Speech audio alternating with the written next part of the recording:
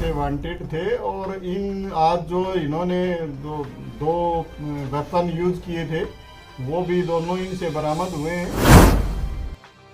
आए उनको इंटरप्ट करने की कोशिश की तो उन्होंने पुलिस बल पे ही मोटरसाइकिल चलाने की कोशिश की। पुलिस ने जब वो बैरिकेड लगाए वो अनबैलेंस होके गिरे भी तो उन्होंने पुलिस पार्टी पे फायर कर दिया।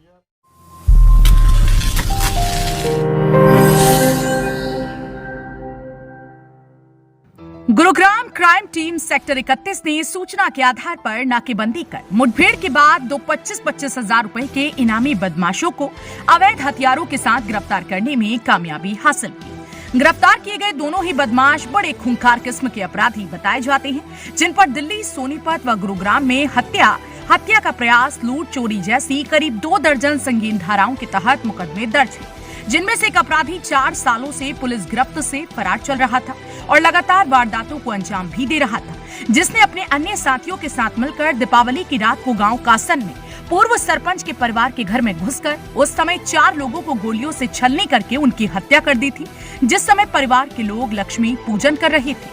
ये हम सबको पता है कि दिवाली पे कासन गांव में एक फायरिंग हुई थी और जिसमें 4 लोगों की मृत्यु हुई थी।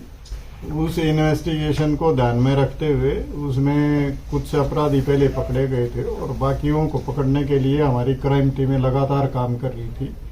तो क्राइम टीम सेक्टर 31 के इंचार्ज इंस्पेक्टर आनंद को ये सूचना मिली थी कि उसमें शामिल 2 लोग आज मानेसर में, वहाँ मानेसर से जो लांबी की तरफ, बास लांबी की तरफ रास्ता जाता है, उस पे मोटरसाइकिल पे वहाँ से गुजरेंगे, जिसके संबंध में उन्होंने अपनी टीम तैयार करके उनको प्रॉपर हिदायत देके और वहाँ पे नाकाबंदी की गई।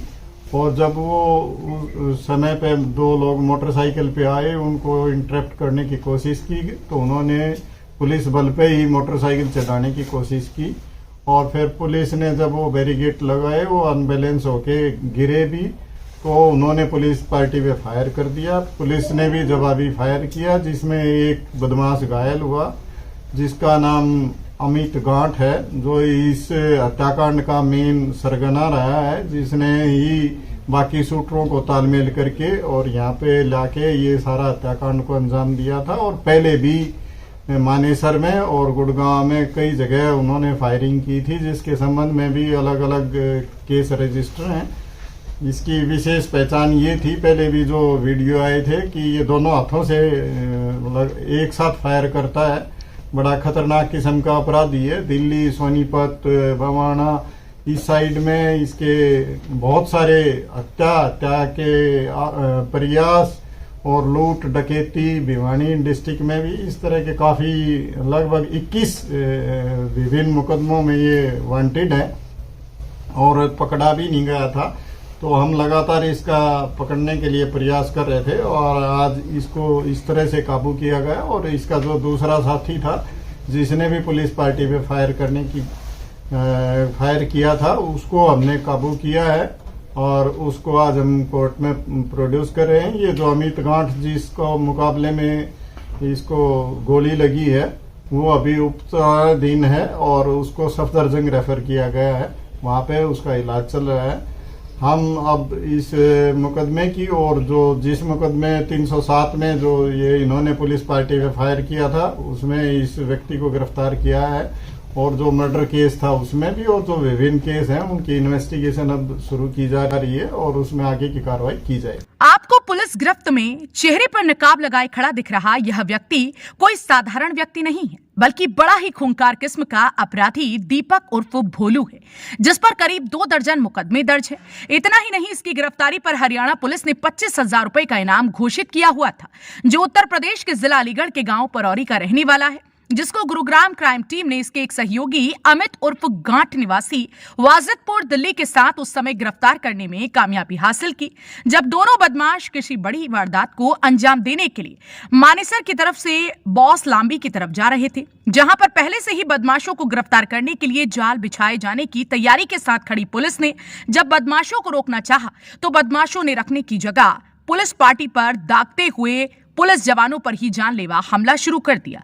दोनों खूंखार बदमाशों ने पुलिस के जवानों पर एक के बाद एक लगातार 5 फायर किए और भागने का प्रयास किया, लेकिन गनीमत यह रही कि बदमाश जिस अपाचे मोटरसाइकिल पर सवार थे वह अनबैलेंस हो गए और पुलिस द्वारा लगाए गए बैरिकेड में टकरा गई, जिसके बाद पुलिस ने दोनों बदमाशों को दबोच लिया और घायल बदमाश अमित उर्फ गांठ को उपचार के लिए अस्पताल में दाखिल कराया, जहां से उसे उपचार के लिए दिल्ली के सफदरगंज अस्पताल दिल्ली रेफर कर दिया गया। पुलिस ने दोनों बदमाशों के खिलाफ हत्या का प्रयास सहित विभिन्न संगीन धाराओं के तहत मुकदमा दर्ज करने के बाद इनकी क्राइम कुंडली खंगालनी शुरू कर दी है। इसका नाम दीपक उर्फ बोलू है। ये भी बहुत सारे मुकदमों में शामिल रहा है और इन सारे जो यहाँ पे इन्होंने जो भी वारदात की हैं गुड़गांव डिस्ट्रिक्ट में, उनमें ये शामिल रहा है। ये लगातार बदमाशी में ही इनके साथ टच में रहा है और ये एक यूपी का कोई क्रिमिनल है, उसका भी रिश्तेदार है। तो काफी इस तरह के, और इन पे खास बात ये है कि दोनों पे हरियाणा पुलिस की तरफ से 25-25 हजार के इनाम की घोषणा कर रखी थी और ये पहले से वांटेड थे। और इन आज जो इन्होंने दो वेपन यूज किए थे वो भी दोनों इनसे बरामद हुए हैं। 5 खाली खोल भी इनसे बरामद हुए हैं और जिस अपाचे मोटरसाइकिल पे सवार थे वो मोटरसाइकिल बरामद हुई है और वो भी सदर गुड़गांव के इलाके से चोरी थी।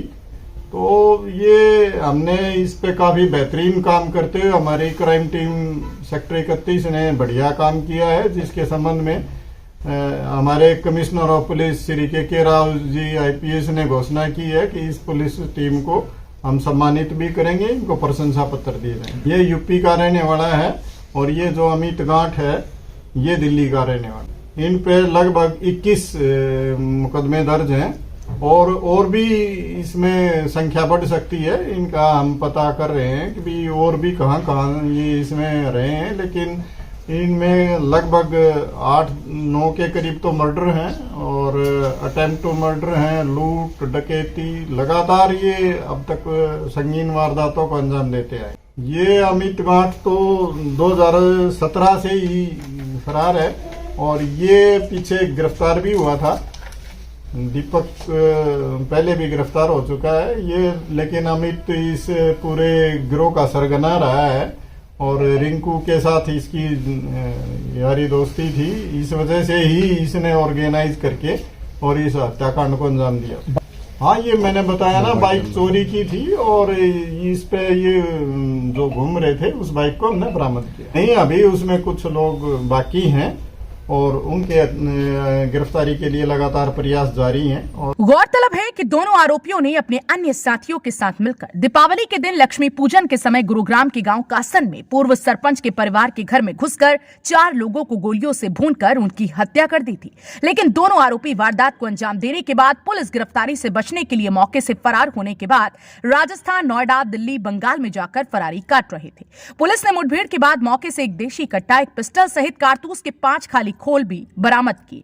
साथ ही उस चोरी के मोटरसाइकिल को भी पुलिस ने हिरासत में ले लिया है, जो गुरुग्राम सदर थाना इलाके से चोरी की गई थी और वारदातों के दौरान उसी पर सवार होकर दोनों बदमाश जा रहे थे।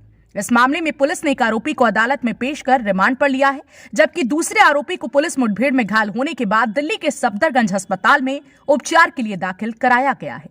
ब्यूरो रिपोर्ट, हरियाणा वरदान, गुरुग्राम। देश व प्रदेश की खबरों को सबसे पहले देखने के लिए हरियाणा वरदान चैनल को सब्सक्राइब करें, लाइक करें व शेयर करें।